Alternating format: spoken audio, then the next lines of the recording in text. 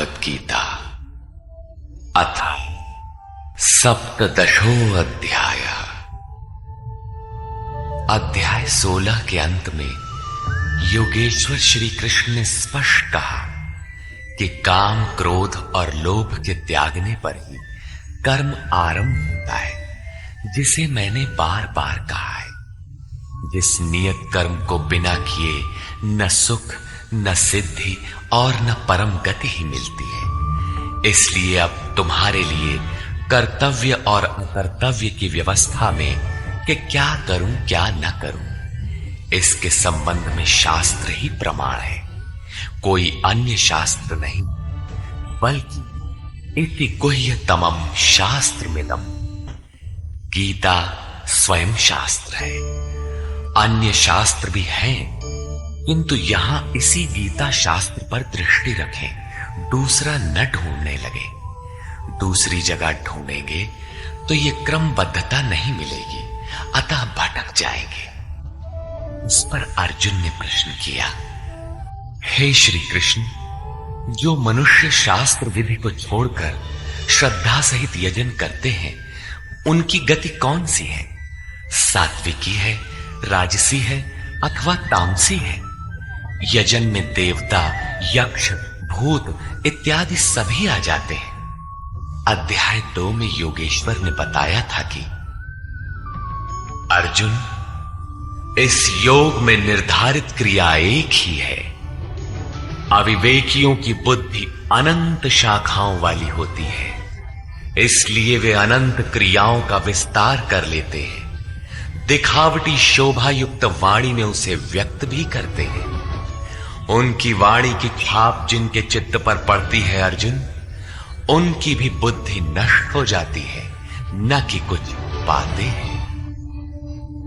ये इसी की पुनरावृत्ति यहां पर भी है कि जो शास्त्र विधि मुत्सृज्य, शास्त्र विधि को त्याग कर भजते हैं, उनकी श्रद्धा भी 3 प्रकार की होती है। इस पर श्री कृष्ण ने कहा, मनुष्य की आदत से उत्पन्न हुई वो श्रद्धा सात्विकी, राजसी तथा तामसी, ऐसे 3 प्रकार की होती है। उसे तुम मुझसे सुन। मनुष्य के हृदय में ये श्रद्धा अविरल है।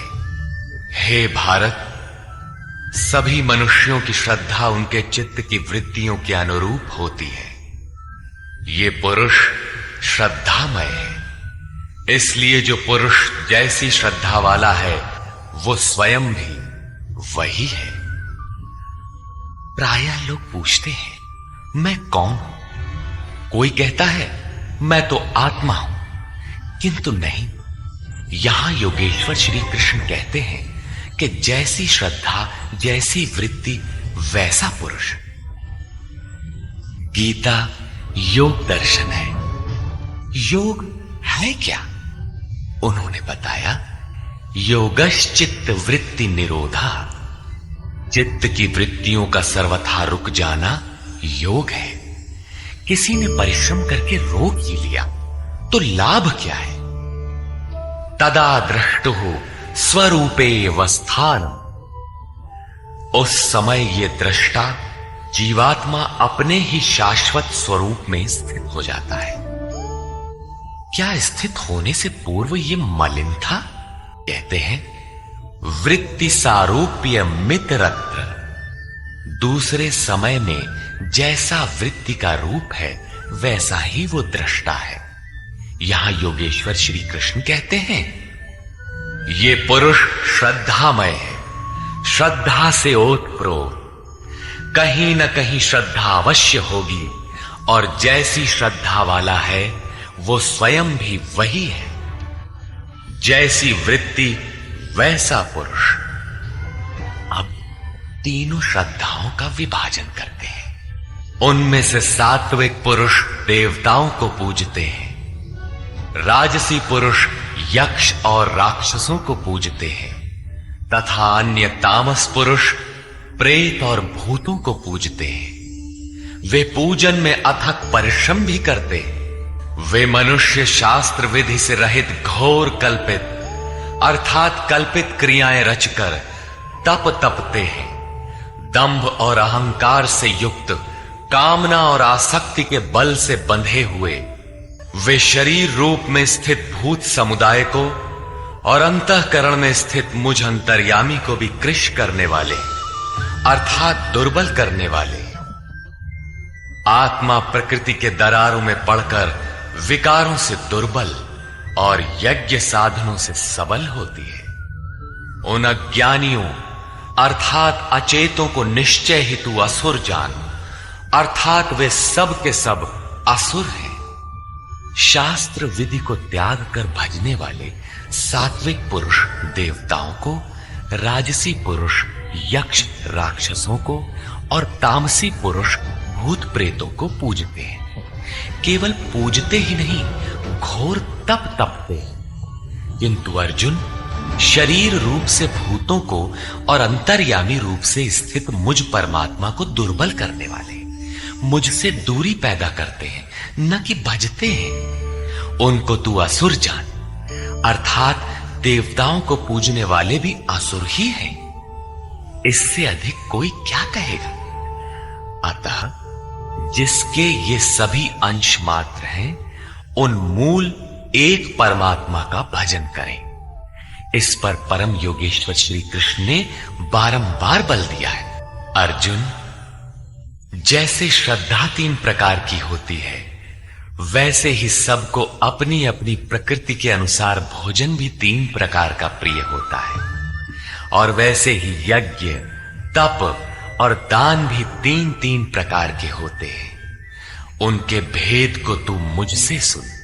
पहले प्रस्तुत है आहार, आयु, बुद्धि, बल, आरोग्य, सुख और प्रीति को बढ़ाने वाले, रस युक्त चिकने और स्थिर रहने वाले तथा स्वभाव से ही हृदय को प्रिय लगने वाले भोज्य पदार्थ सात्विक पुरुष को प्रिय होते हैं।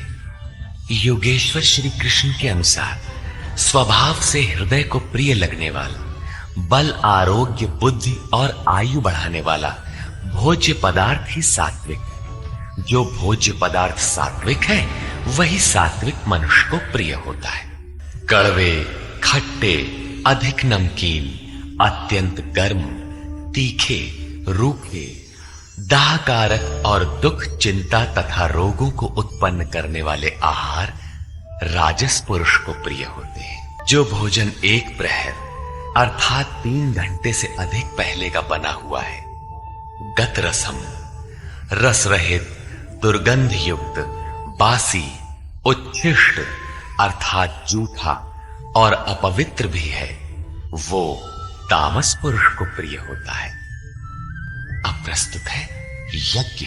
जो यज्ञ विधि दृष्ट शास्त्र विधि से निर्धारित किया गया है, जैसा पीछे अध्याय 3 में यज्ञ का नाम लिया, अध्याय 4 में यज्ञ का स्वरूप बताया कि बहुत से योगी प्राण को अपान में, अपान को प्राण में हवन करते हैं। प्राण अपान की गति निरोध कर प्राणों की गति स्थिर कर लेते हैं, संयमाग्नि में हवन करते हैं।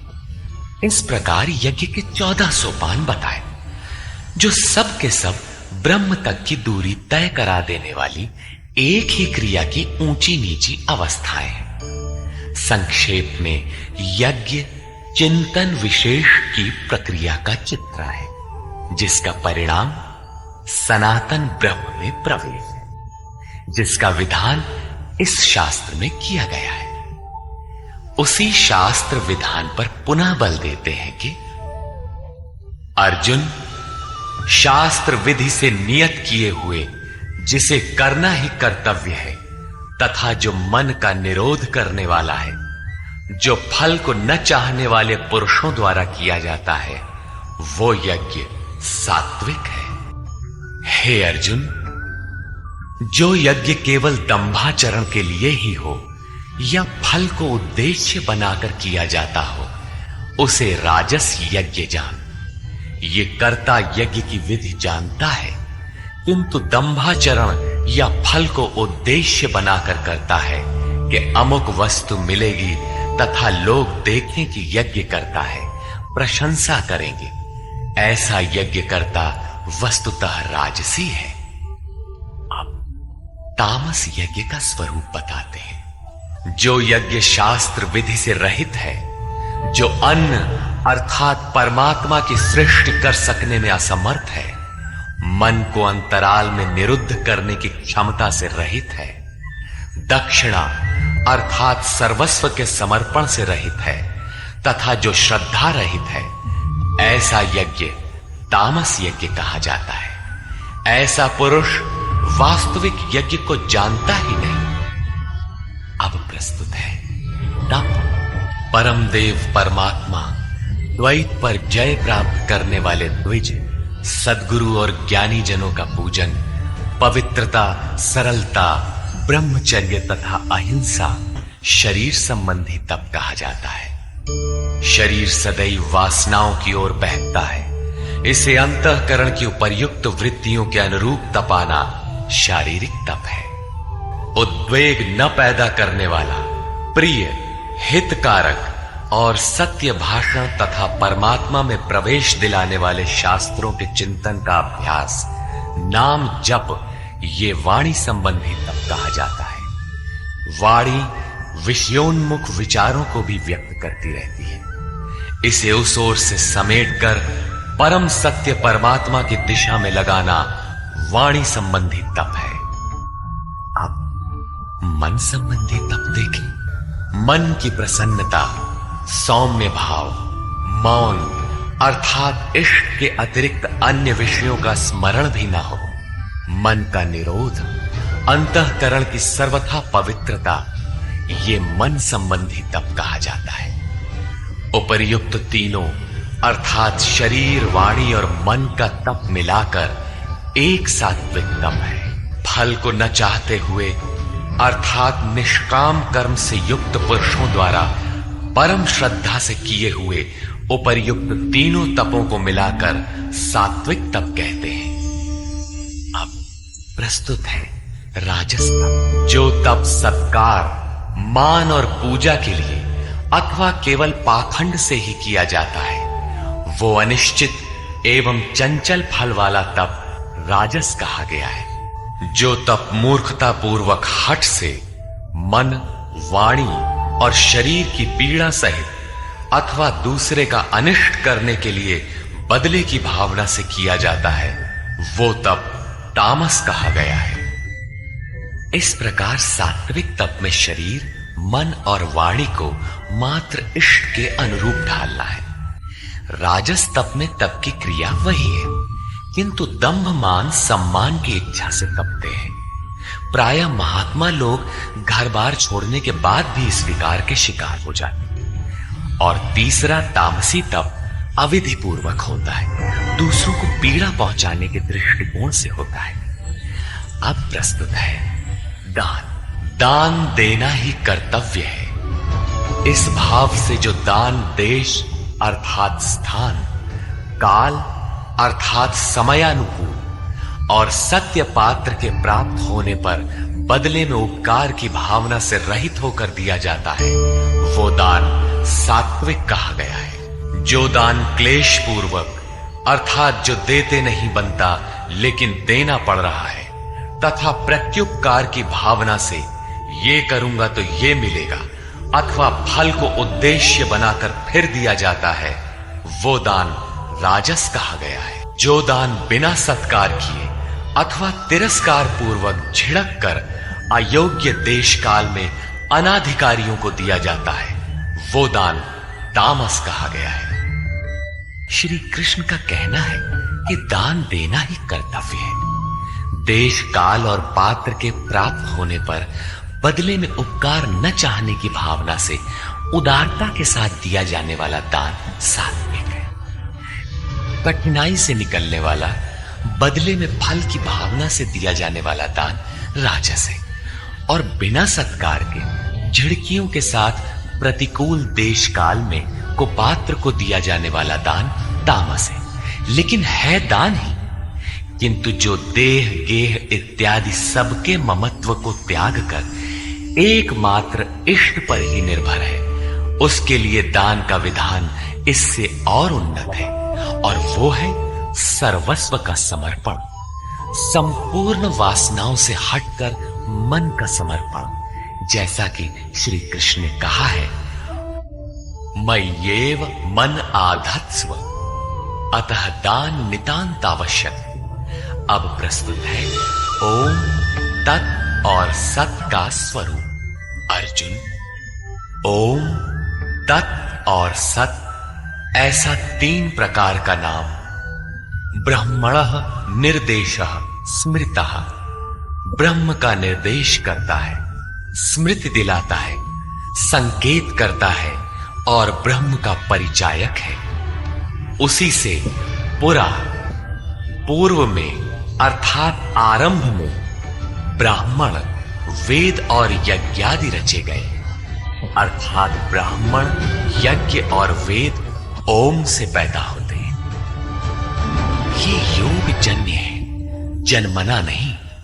ओम के सतत चिंतन से ही इनकी उत्पत्ति है और कोई तरीका नहीं है। इसलिए ब्रह्म का कथन करने वाले पुरुषों की शास्त्र विधि से नियत की हुई यज्ञ, दान और तप क्रियाएं निरंतर ओम इस नाम को उच्चारण करके ही की जाती है, जिसमें उस ब्रह्म का स्मरण हो जाए।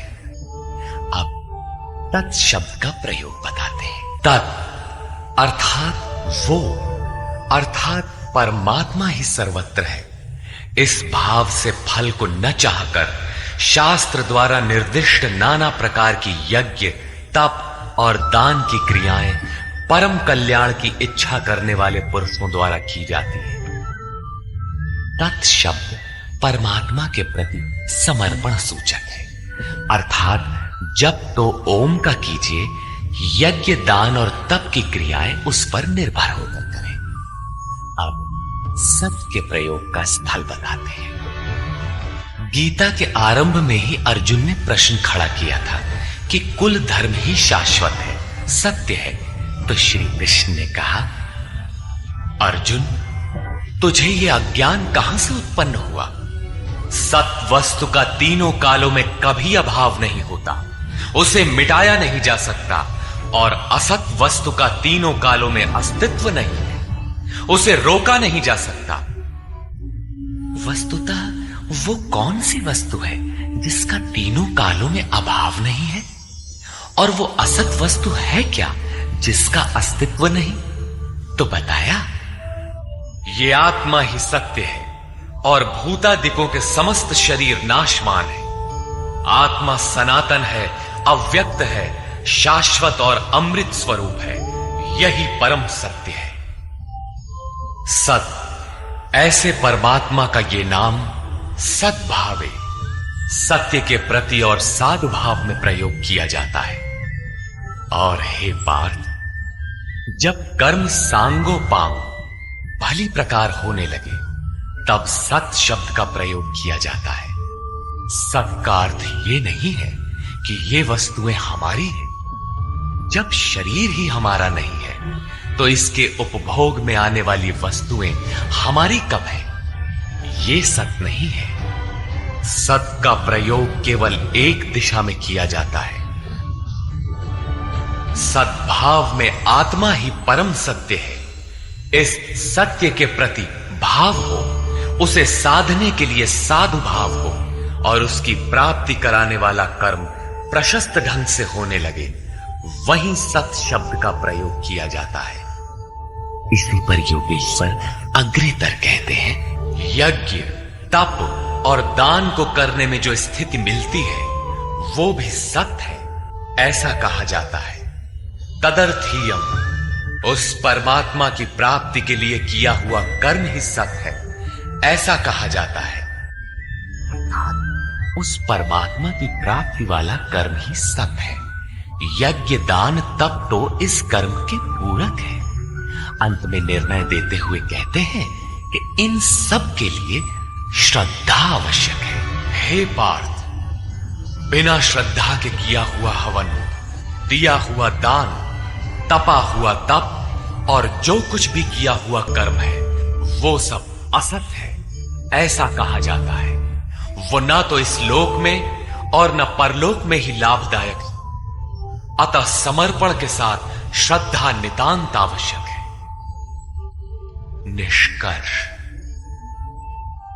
अध्याय के आरंभ में ही अर्जुन ने प्रश्न किया कि भगवान जो शास्त्र विधि को त्याग कर और श्रद्धा से युक्त होकर यजन करते हैं, अर्थात लोग भूत भवानी अन्यान्य पूजते ही रहते हैं, तो उनकी श्रद्धा कैसी है?